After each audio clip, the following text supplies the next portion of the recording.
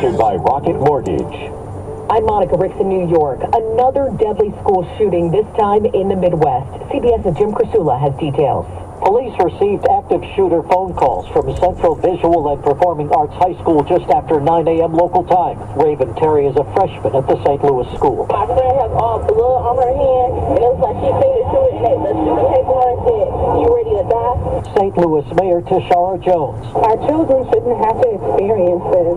They shouldn't have to go through active shooter drills in case something happens. And unfortunately, that happened today. The gunman apparently broke into the locked school, although no details have been released. Jim Crisula, CBS News.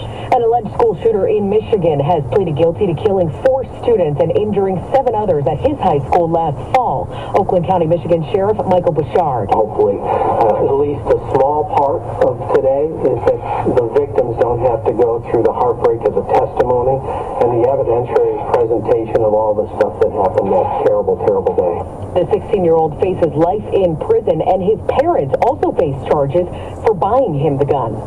Britain's getting another prime minister after his only challenger dropped out. Rishi Sunak is therefore elected as leader of the Conservative Party. It is the greatest privilege of my life to be able to serve the party I love and give back to the country I owe so much to. Britain's first ethnic South Asian prime minister expected to be formally affirmed by King Charles today. Job 1, calming the financial markets, restive British voters, and his own faction-ridden Conservative Party. Vicky Barker, CBS News, London. Georgia is still seeing a strong turnout in early voting after putting up record numbers in its first week. Nancy Graves, director of the Columbia County Board of Elections.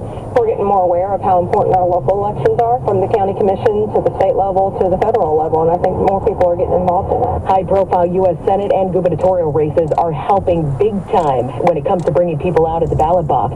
Gray says voter turnout could hit 70% or more in her county before and on Election Day. In New York, jury selections underway in the Trump Organization's trial on criminal fraud charges.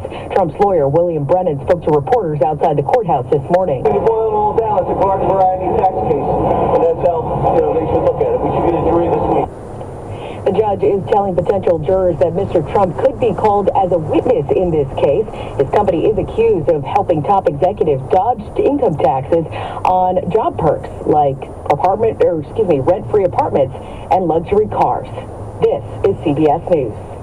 Well, that's today's news. I didn't hear any good news, did you? I didn't think so. I guess it's all about perspective. The glass is half full. Well, as always, I want to thank you again for coming along with me on these Dashcam News adventures.